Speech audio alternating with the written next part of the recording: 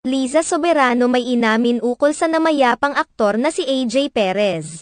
Naging emosyonal ang maraming mga netizens sa isiniwalat kamakailan ni Liza Soberano patungkol sa namayapang si AJ Perez. Sa isang panayam kay Liza Soberano sa isang Filipino-American vlog, ibinahagi ni Liza Soberano na noong nagsisimula pa lamang siya sa mundo ng showbiz ay talagang iniidolo na niya si AJ Perez. Kahit noong mga panahong hindi pa siya nag-audition para maging isang artista ay iniidolo na niya ito na kasalukuyang napapanood noon sa teleserye nitong Sabel, kung saan si Jessie Mendiola ang leading lady nito. Matatandaan na si AJ Perez ay isang sikat na young actor sa ABS-CBN mula noong 2006 hanggang sa kanyang biglaang pagpanaw noong 2011 dahil sa isang malagim na aksidente. Inamin rin ni Liza Soberano na labis siyang nalulungkot sa maagang pagpanaw nito. Hiling din niya na sana ay nakasama rin umano niya ito sa trabaho.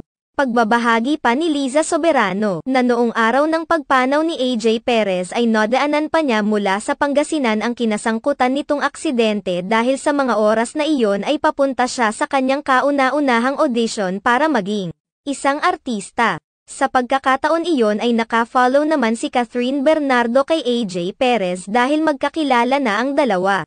Sa katunayan si AJ Perez sana ang magiging kapartner ni Julia Montes noon sa Mara Clara subalit nangyari ang malagim na aksidente. Marami ang nalungkot sa biglaang nangyari kay AJ Perez dahil marami ang naghinayang sa kanyang angking talento sa kanyang pagpanaw sa murang edad na 18 years old. Isa si AJ Perez mga what could have been sa showbiz industry dahil sa promising na panimula niya sa industriya. Naging successful ang maikling panahon niya sa mundo ng showbiz sa loob lamang ng 5 taon kung saan tinagurian siyang the next big star ng ABS-CBN.